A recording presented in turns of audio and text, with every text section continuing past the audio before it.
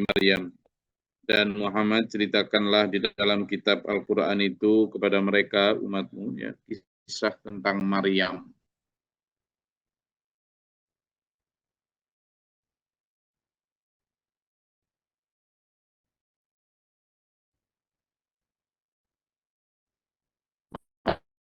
Ini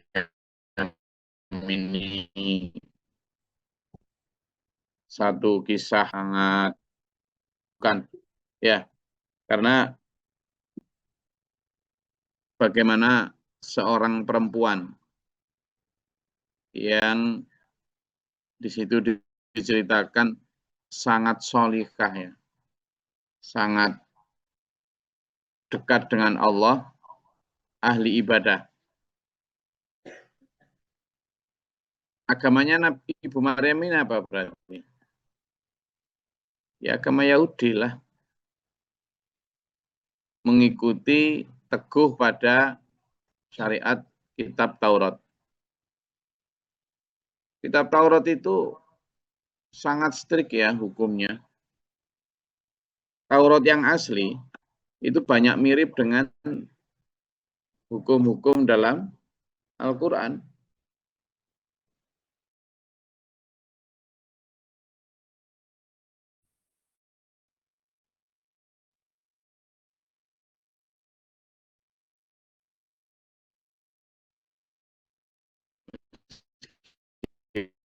Pun ya, Quran jauh lebih lengkap. Ini dari sisi kelengkapan tentu Quran yang paling lengkap, ya. Tetapi banyak hukum-hukum dalam Taurat itu yang bersesuaian, yang asli loh, ya.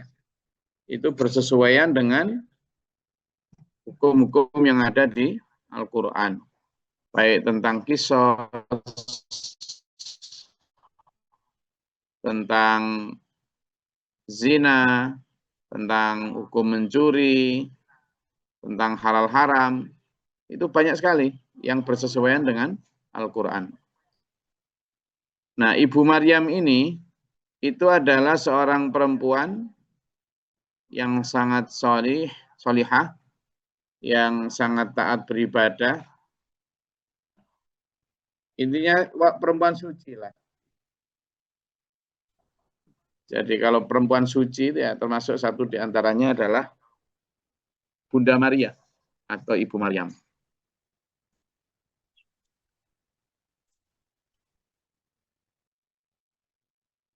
Idzin tabadat min ahliha makanan syarqiyah, ketika Ibu Maryam hendak mengungsi ke satu tempat di sebelah timur.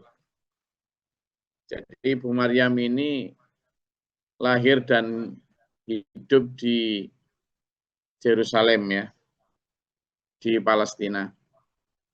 Nah, yang dimaksud dengan makanan syarqiyah itu adalah kalau sekarang Baitul Maqdis.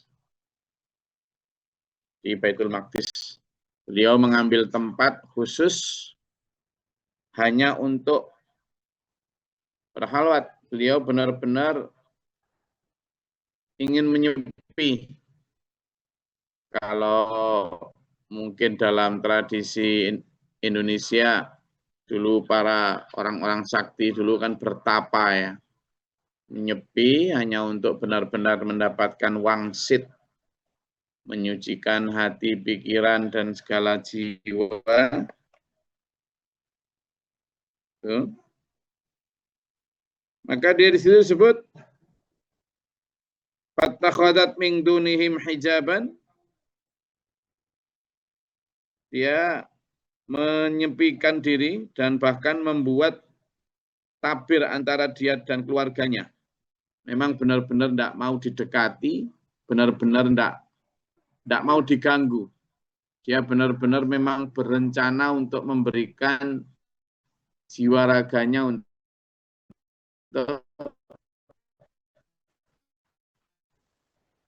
Allah.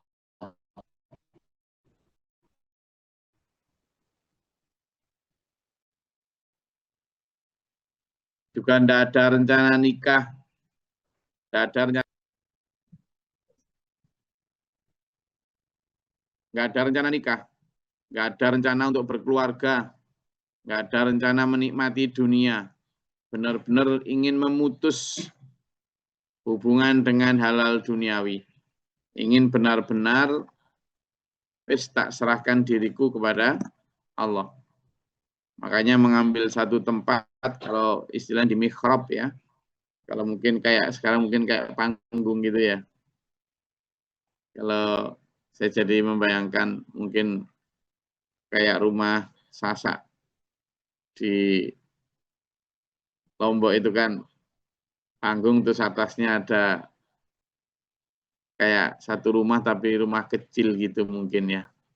Allah alam seperti apa. Tapi yang jelas itu satu tempat hanya bilik kecil yang memang Ibu Maryam pakai untuk benar-benar mengkhususkan diri bermunajat kepada Allah. Maka di saat seperti itu kan pikiran kita mesti harus tergiring ke arah tak mungkin Ibu Maryam melakukan hal-hal buruk karena hidupnya hanya untuk ibadah. Tetapi Allah punya skenario lain. Fa'arsalna ilaiha ruhana.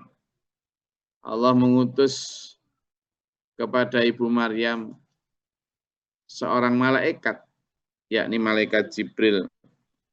Di situ disebut ruhana, ruh kami. Artinya Jibril datang dengan membawa ruh calon untuk Nabi Isa. Fatamatsala laha. Tapi Jibril datang itu tidak dalam bentuk malaikat bersayap gitu ya. Tetapi fatamatsala laha. Jibril menampakkan diri menyerupai, ngembo, ya, menyaru sebagai seorang basyarong sawiyah. Siapa basyarong sawiyah itu? Laki-laki yang ganteng, namanya sempurna, ya kan? Ganteng melintang pokoknya enggak ada lah di sini. Baik yang ngajar maupun yang diajar ini enggak mungkin lah. Gantengnya guys pol-polan lah. Kalau di sini kita ini kan hanya ngaku ganteng. Cuma ngaku aja kok. Terus masa cuma ngaku aja enggak boleh. Wes boleh wes. Cuma ngaku enggak bayar aja. Asal enggak mangan beling ya kan. Jibril ini fatamatsala menampakkan diri sebagai basyarong sawiyah, manusia yang tampak sempurna ya. Kalau sudah Allah yang menyampaikan sempurna itu ya berarti wis apa? Kalau laki-laki kan ganteng ya. Berarti gantengnya wis gak karu-karuan lah. Ganteng kok gak karu-karuan ya apa ya? Gimana? Pokoknya gitulah. Nah, ternyata Ibu Maryam melihat orang ganteng nggak kok terus kayak perempuan di zaman sekarang. Perempuan zaman sekarang kalau lihat laki ganteng gimana? Ngecas Gus. Apa Mas ya? Ngiler Gus. Ngiler terus ngapain biasanya?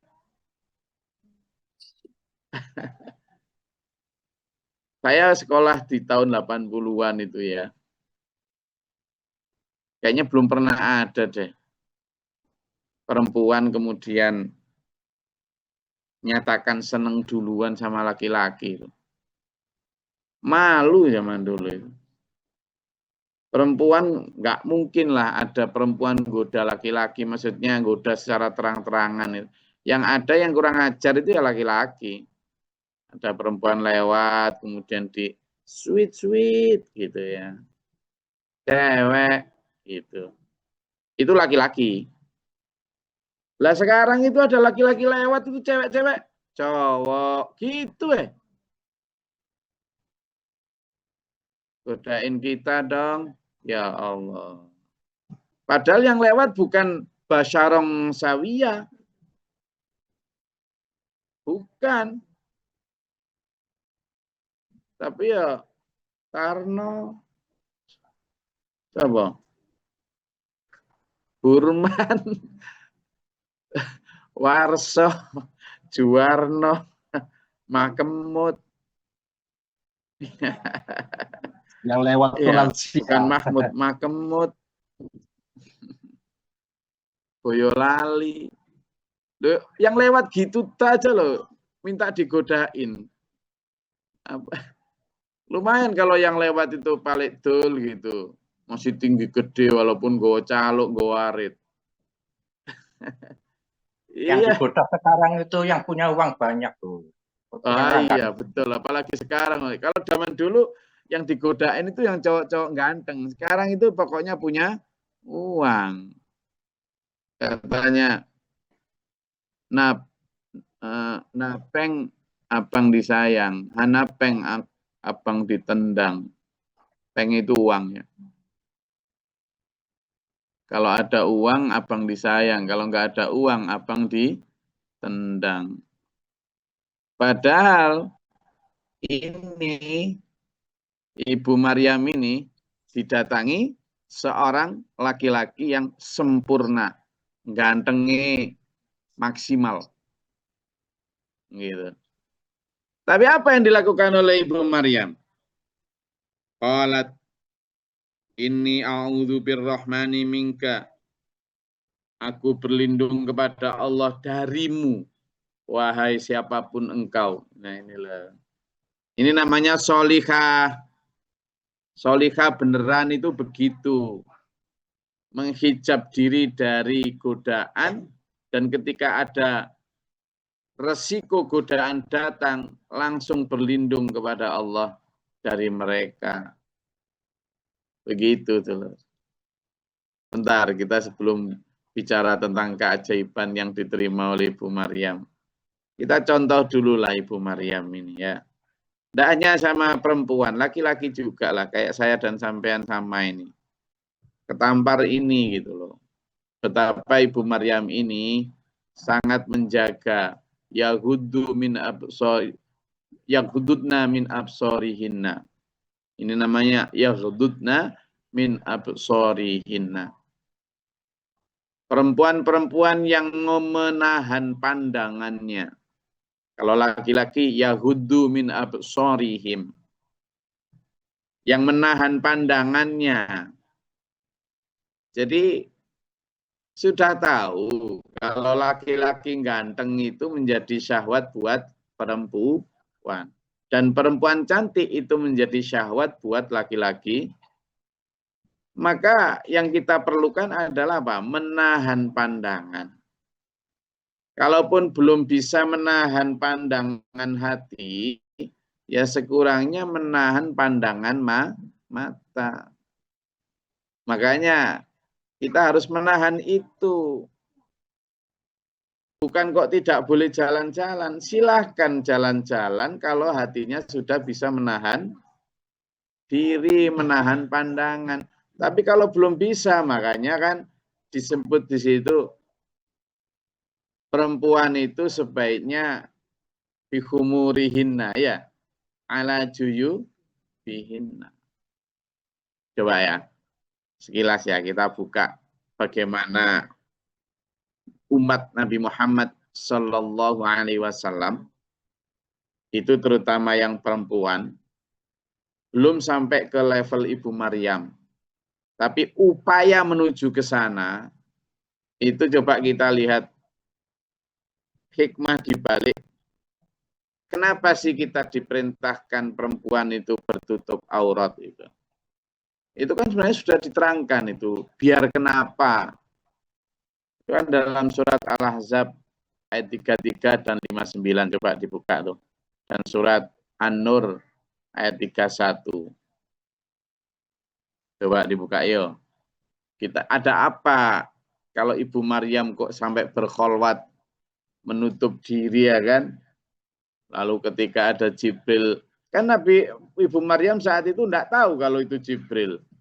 Taunya kan laki-laki paling ganteng maksimal pawol. Nah, coba Al-Ahzab ayat 33 dan 59 serta An-Nur ayat 31. Coba monggo gantian ayo. Yang silakan Mas ya. Gus. A'udzubillahi minasyaitonirrajim. Bismillahirrahmanirrahim. Dan hendaklah kamu tetap di rumahmu dan janganlah kamu berhias dan bertingkah laku seperti orang-orang jahiliyah dahulu. Dan laksanakanlah sholat, tunaikanlah zakat, dan taatilah Allah dan Rasul-Nya. Sesungguhnya Allah bermaksud hendak menghilangkan dosa dari kamu, wahai ahlul bait, dan membersihkan kamu sebersih-bersihnya. Shadaqallahul adzim. Suwun Gus. Atur suwun balik Mas ya. Di situ jelas. Dan hendaklah kamu tetap di rumahmu. Ini loh, Delar. Saya akan melihat kisah Maryam ini dari sisi ini ya. Hei perempuan-perempuan, sebaiknya kamu itu menjaga diri, tetap di rumahmu. Maksudnya apa? Loh, Allah tahu sejak dulu. Kalau perempuan itu terlalu sering banyak keluar, itu nanti itu loh banyak buaya-buaya yang lari ke darat. Buaya apa? Buaya darat, kucing garong, karangan. Jadi bukan kok mengekang perempuan. Di situ jelas. Jadi fi buyutihim ya kan? Fi buyutihinna. Sebaiknya menahan diri, bukan kok enggak boleh keluar sama sekali. Maksudnya keluar kalau benar-benar ada kepentingan yang benar-benar urgent, benar-benar memang kebutuhan. Apalagi memang ada upaya-upaya setan untuk menarik perempuan itu keluar rumah. Pertama keluar rumah itu kemudian sudah jelas nanti, apalagi dengan tidak bertutup aurat. Itu untuk menjadikan godaan buat laki-laki juga godaan buat dia. Yang kedua, melalaikan tugas-tugas di rumah. Tugas apa? Ya tugas sebagai robbatul bait. Tugas sebagai almar'atu ustadzul walad. Memang begitu. Riset orang barat itu jelas. Kalau kamu ingin menghancurkan sebuah bangsa, hancurkanlah dulu keluarga. Kalau ingin menghancurkan keluarga, hancurkan dulu perempuannya. Itu riset orang barat. Dan ternyata Quran sudah sejak dulu, ribuan tahun yang lalu, sudah punya antitesanya, sudah punya obatnya. Ya ini surat apa? Al-Ahzab tadi itu. Gitu loh. Sudah dikasih semacam obatnya. Gini caranya untuk menghadapi itu. Dengan cara itu tadi. Gitu. Jadi di surat hendaklah kamu tetap di rumahmu, itu artinya istri-istri Rasul terutama agar tetap di rumah, keluar rumah bila ada keperluan yang dibenarkan oleh syarak. Itu cara menjaga diri. Kenapa ini saya hubungkan di sini? Karena kita bicara kisahnya Maryam. Nanti kita akan bedah juga tentang bagaimana keteladanan Ibu Maryam dalam menghadapi ujian yang sangat-sangat berat. Tapi sebelum ke sana kita bedah dulu kenapa Ibu Maryam sampai membuat fattakhadha makanan syarqiyah tadi itu. Sebuah tempat di sudut Baitul Maqdis. Ada apa? Itu teladan untuk kita. Nah, saya hubungkan dengan surat Al-Ahzab ayat 33. Ternyata kalaupun sampean tidak punya Baitul Maqdis, tidak punya makanan syarqiyah, ya rumah sampean dan saya itu, dulur. Ayo kita jadikan home sweet home. Rumah itu menjadi istana yang paling nyaman untuk kita. Jangan kemudian nggak kerasan di rumah, malah ya kerasannya itu di kafe-kafe, di warung-warung. Jangan, Rek, ya. Bukan tidak boleh ke warung ya, bukan tidak boleh makan di luar. Tapi tempat yang harusnya paling nyaman untuk kita itu adalah rumah. Ada dua itu, nyaman dan aman. Ya. Lalu ayat 59, coba dilihat. Yang surat Al-Ahzab tadi.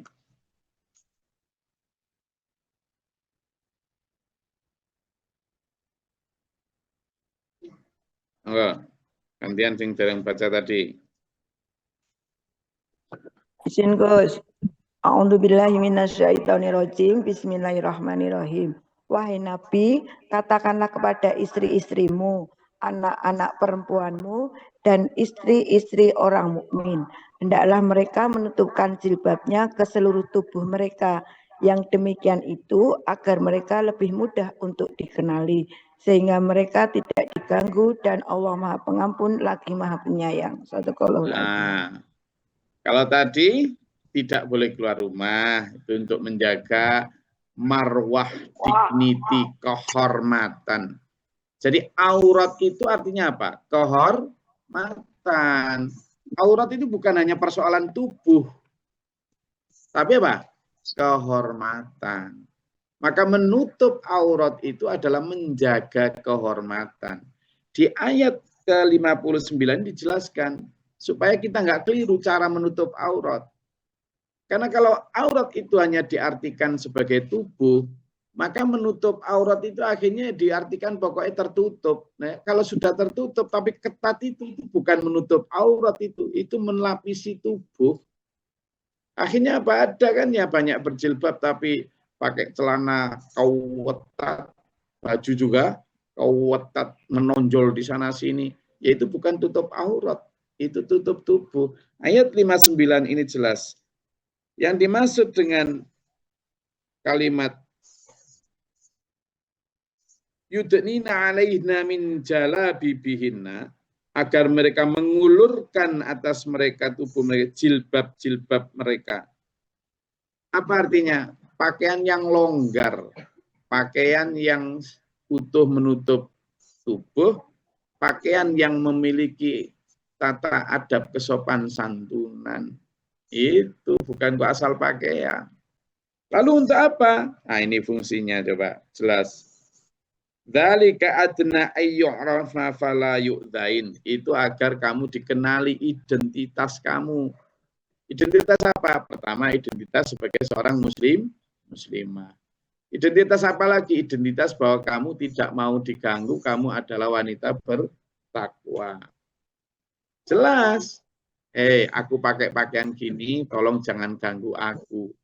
Lah kok malah sekarang keluar godain kita dong, lalu ya apa? Kan gitu. Wala yu'dzain, biar juga tidak diganggu. Wa kanallahu ghafurur rahim. Jadi itu fungsinya, menutup atau menjaga kehormatan, bukan hanya sekedar menutup tubuh. Maka yang perlu dijaga oleh seluruh perempuan dan laki-laki, bukan hanya perempuan ya, laki-laki. Ketika misalnya perempuan sudah mulai ikhtiar untuk menutup dan menjaga kehormatannya, maka yang laki-laki juga jangan jelalatan matanya. Gitu loh. Coba kita buka di surat An-Nur ayat 31. Enggak. Izin Gus. Silakan, Bismillahirrahmanirrahim. Katakanlah kepada para perempuan yang beriman, hendaklah mereka menjaga pandangannya, memelihara kemaluannya, dan janganlah menampakkan perhiasannya atau bagian tubuhnya, kecuali yang biasa terlihat. Hendaklah mereka menutupkan kain kerudung ke dadanya. Hendaklah pula mereka tidak menampakkan perhiasannya atau auratnya, kecuali kepada suami mereka, ayah suami mereka, putra-putra mereka, putra-putra suami mereka, saudara-saudara laki-laki mereka, putra-putra saudara laki-laki mereka, putra-putra saudara perempuan mereka, para perempuan atau sesama muslim, hamba sahaya yang mereka miliki, para pelayan laki-laki tua yang tidak mempunyai keinginan terhadap perempuan, atau anak-anak yang belum mengerti tentang aurat perempuan. Hendaklah pula mereka tidak menghentakkan kakinya agar diketahui perhiasan yang mereka sembunyikan. Bertobatlah kamu semua kepada Allah, wahai orang-orang yang beriman, agar kamu beruntung. Shadaqallahul adzim.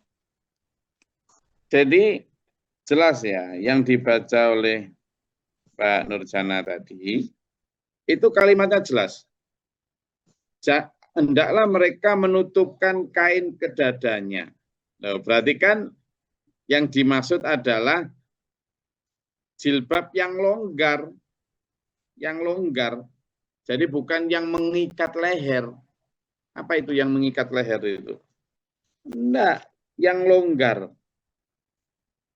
Ya. Inilah. Jadi pertama orang beriman agar mereka menjaga pandangannya, memelihara kemaluannya. Jangan menampakkan perhiasannya, auratnya itu loh. Jangan.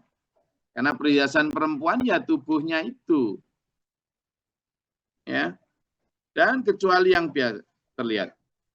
Dan tidak menutup kainnya, jangan menampakkan auratnya lagi kecuali kepada mahram tadi, kepada yang lalu jangan menghentakkan kakinya agar diketahui perhiasan yang disembunyikan. Sampean tahu bingle ya, bingle. Yang di kaki dulu kan ada ya, emas yang itu. Kalau zaman dulu biar kelihatan bahwa dia punya emas, maka kalau jalan itu sambil dihentak-hentakkan jadi kerincing gitu. Di Jawa juga ada itu dulu. Zaman-zaman dulu yang punya emas tapi. Gitu kan? Itu ada. Nah, ini bisa dimaknai bahwa jangan tampakkan auratmu. Kalau tersembunyi jangan malah ditunjuk-tunjukkan.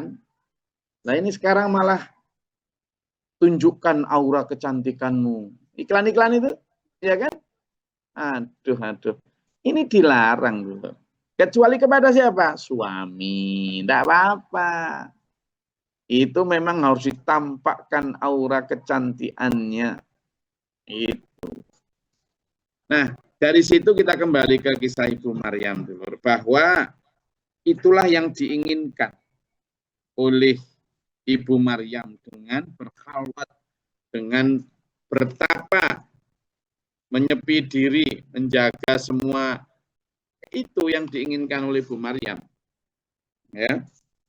Untuk menjadi seorang salihah, menjadi seorang yang terjaga kehormatannya. Makanya dia ketika ada malaikat Jibril yang ganteng, malah justru a'udzu birrahmani minka in kunta taqiyan. Maka Jibril pun berkata, qala innama ana rasul rabbiki li ahabalaki hulamang zakiya. Oh, jangan takut, saya ini adalah utusan Tuhanmu ya, yang akan memberi kabar tentang anugerah Allah kepadamu, akan hadirnya seorang anak darimu, anak laki-laki yang suci. Kaget Ibu Maryam, qalat anna yakunu li gulam. Bagaimana mungkin aku punya anak? Walam yamsasni basyarun.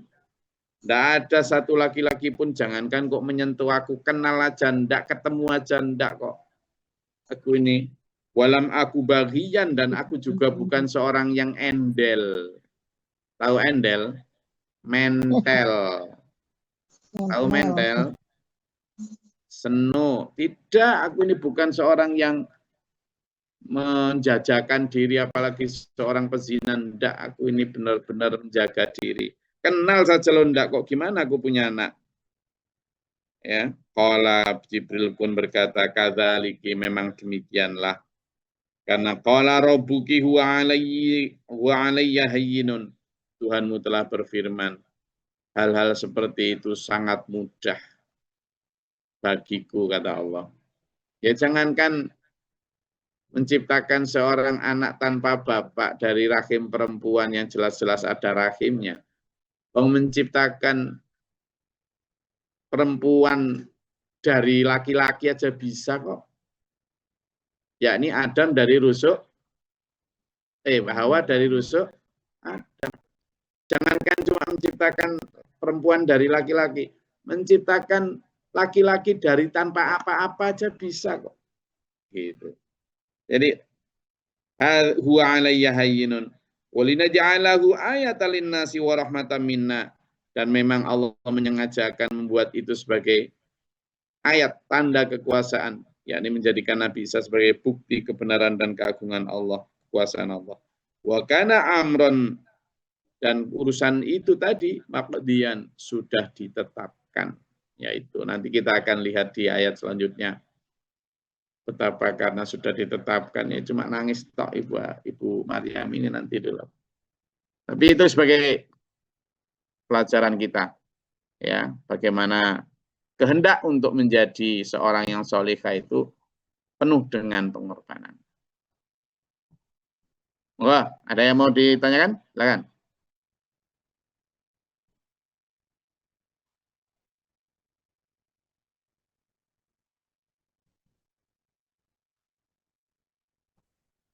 Izin Gus, Ya, apakah bisa dijelaskan lebih detail tentang hamba sahaya tadi untuk zaman sekarang? tentang apa? Hamba sahaya, Hamba saya.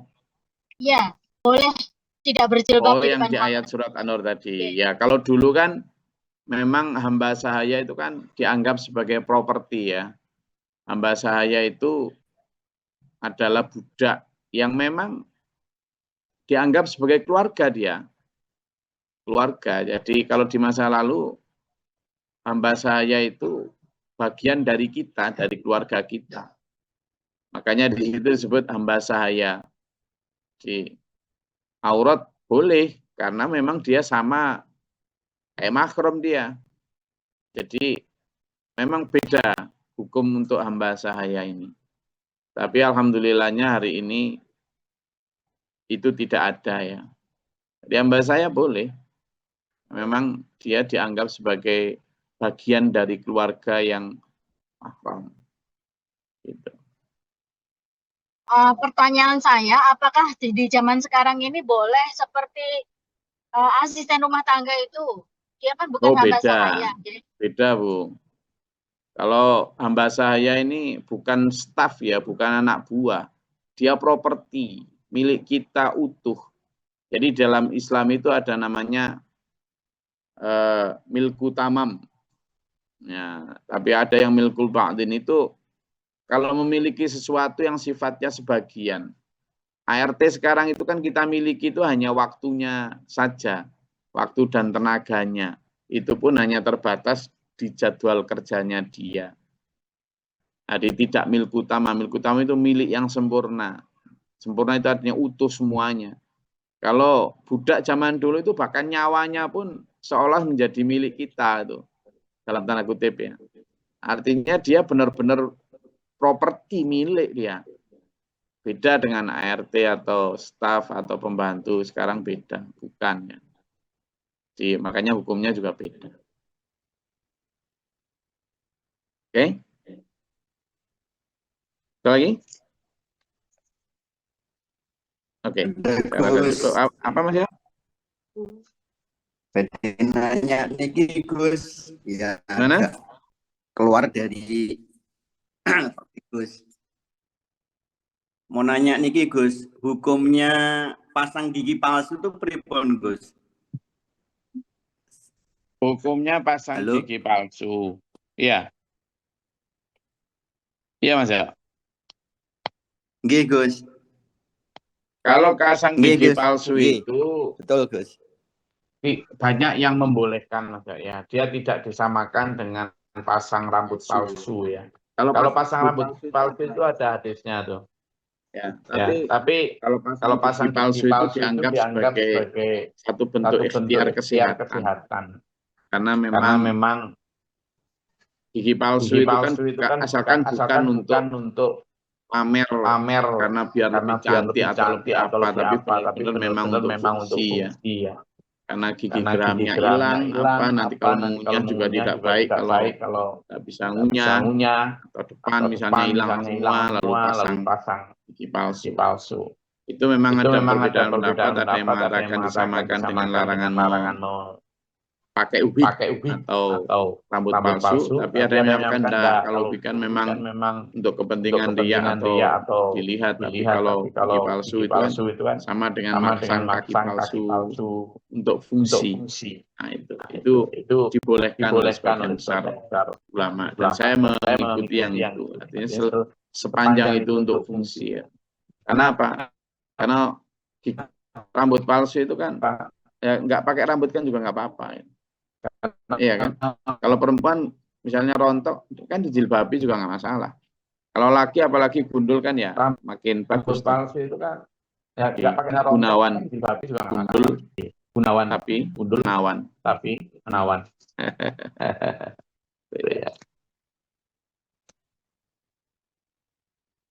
Jadi saya rasa itu Mas ya. Jadi pertama kalau Nggih. untuk rambut palsu sama gigi palsu beda ya. Kalau rambut palsu itu banyak ulama masih mengatakan larangannya jelas nggak boleh.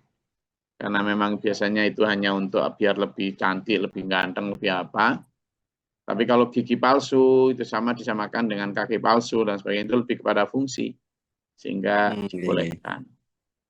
Tapi niki Gus, ngapunten. Memang pernah saya baca dan dengar itu nopo pada saat kita meninggal itu gigi palsu emang harus dicabut, Gus.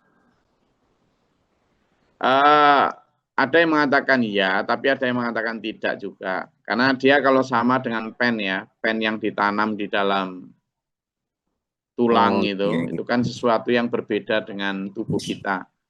Jadi ada yang mengatakan tidak harus, kecuali kalau gigi pasangan ya, pasangan yang bisa diambil. Tapi kalau dia yang sudah ditanam gitu, dia tidak harus dicabut. Karena dia juga, asalkan itu memang bukan barang-barang najis ya. Tapi kalau biasanya susuk segala macam yang memang ada niat-niat lain selain fungsi, itu yang biasanya kemudian harus dicabut, diambil. Tapi kalau hal-hal yang sifatnya sudah menyatu dengan tubuh dan itu memang benar karena fungsi, lalu tidak berasal dari barang yang najis atau barang yang dilarang agama, dia tidak apa-apa itu. Oke, saya rasa itu kajian kita pada pagi hari ini. Alhamdulillah semangat. Dulu semangat. Nggih, Gus. Dan dalam kajian kita, semoga Allah merahmati kita dalam siratal mustaqim. Amin. Allahumma sholli wa sallim barik. Allahumma ighfir lil mu'minina wal mu'minat wal muslimin wal muslimat. Allahumma atina fi man hadayta wa afina fi man afayta. Barik lana fi ma atayta wa qina syarra ma qadayta. Astaghfiruka wa atubu ilaika. Amin. Allahumma da'fana al-bala wal waba wa qad hastina min al-jinn wa syaitan samku fa rabbana natina wa lina sabina. Rabbana man faktubana ma syahidin rabbana la tuzigh qulubana ba'da idh hadaytana wa hab lana min ladunka.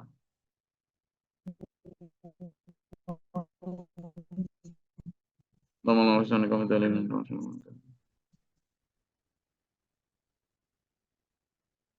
Rabbi a'udzu bika min hamazati syaitan wa a'udzu bika rabbi yahdurun wa bisra. Allah ta'ala nabba rahmatika Allahumma anzilna rahmatan wa yadda qatil antar wa barakatuh. Allahumma afrig lan sabra sabidi mana nafsan kama kabir. Allahumma fadir samawati wal alim al ghaibi asyhadu. A'udzu billahi min jidil bala wal badar bi syaqwa wa sulqada syamadatul a'da. Allahumma nas'aluka al-huda wa taqwa. Rabbana hab lana min azwajina dhurriyyatina qurrata a'yun waj'alna Rabbana atina hasanatan wa fil akhirati wa taqabbal du'a innaka Bismillahirrahmanirrahim. Assalamualaikum warahmatullahi wabarakatuh. Waalaikumsalam. Allahumma arhamna bil Qur'an al-lana imaman wa nuran Allahumma dhakkirna minhu ma nasina wa'allimna minhu ma jahilna warzuqna tilawatahu ana al-laili wa akhirahu ja'alhu lana hujjatan ya rabbal alamin.